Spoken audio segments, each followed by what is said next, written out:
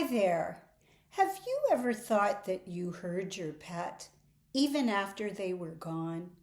Maybe you felt the bed move, just like when your dog used to jump up beside you. Or you thought you heard the familiar jingle of your cat's collar. Maybe you had a dream, a very vivid dream that seemed real, where your pet looked healthy and happy again. And when you woke up, it felt like they were still with you. Many grieving pet owners experience moments like this, and then a question often pops up into one's mind. Was that a sign from my pet, or am I going crazy? If you have ever wondered this, please rest assured you are not alone, and you don't have to go through this alone. And no, you are not going crazy. This can be a very normal reaction to loss. So today, I want to talk about why these experiences may happen and what they mean in the grieving process. Hi there, and welcome to Pet Loss Support with Joanne. And my name is Joanne Berg, and I am a certified grief educator and experienced therapist who specializes in grief, especially pet loss grief. I am passionate about helping people navigate the deep grief that can follow the loss of a beloved companion animal. For many people, the bond with a pet is one of the most meaningful relationships in their lives. Yet sadly, this kind of grief is often minimized or misunderstood. So today, I would like to talk about 1, the kinds of experiences grieving pet owners often report, 2, why these experiences can happen, and 3, what they mean in the grieving process. Research shows that experiences like this are actually quite common in grief. Many people report sensing the presence of someone they have lost.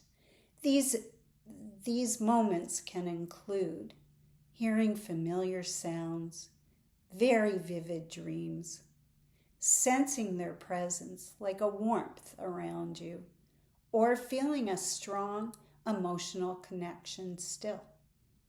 Researchers sometimes call these sensory experiences of the deceased. These moments are not unusual or unhealthy, but it may seem that way to you. But in fact, some research suggests that they can help people cope with loss because the emotional bond continues in a different way. Grief researchers often refer to this as continuing bonds, the idea that the relationship does not disappear after death. The connection simply changes form. Sometimes people simply need a safe place to talk about these experiences and understand them in the context of grief.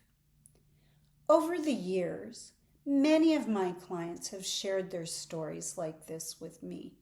The example I'm about to share is used with permission, written permission, and identifying details have been changed to protect privacy. So this client shared that after her cat died, she kept hearing sounds in the house that reminded her of her pet.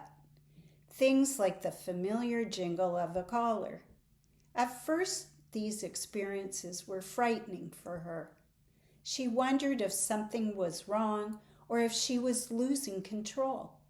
But after we talked about these experiences during our time together, she began to understand that many grieving people have similar sensations. She later told me, after our sessions, I realized that I was not alone in having these experiences. After that, they strangely brought me a sense of peace. Experiences like these are actually quite common in grief, and many people say these moments eventually bring comfort during a painful time. But remember, there is no wrong way to grieve, only your way. And you deserve to have your story witnessed without judgment. Before we finish today, I would like to leave you with this thought. The bond we share with our pets is built through thousands of small moments. Feeding them, walking them, talking to them, and being comforted by them. They become part of us and our daily lives and part of our hearts. When they die, their physical presence may be gone, but the relationship we shared with them does not simply disappear. Love does not end when life ends. It changes form. Have you experienced something like this? A dream, a sound, or a moment that made you feel like your pet was still close? I would really welcome hearing your own story. Many people quietly wonder about these moments after the loss of a beloved pet, but they are often afraid to talk about them or ashamed. If you are struggling to make sense of all of this, there is no shame in this. I can help you sort through it.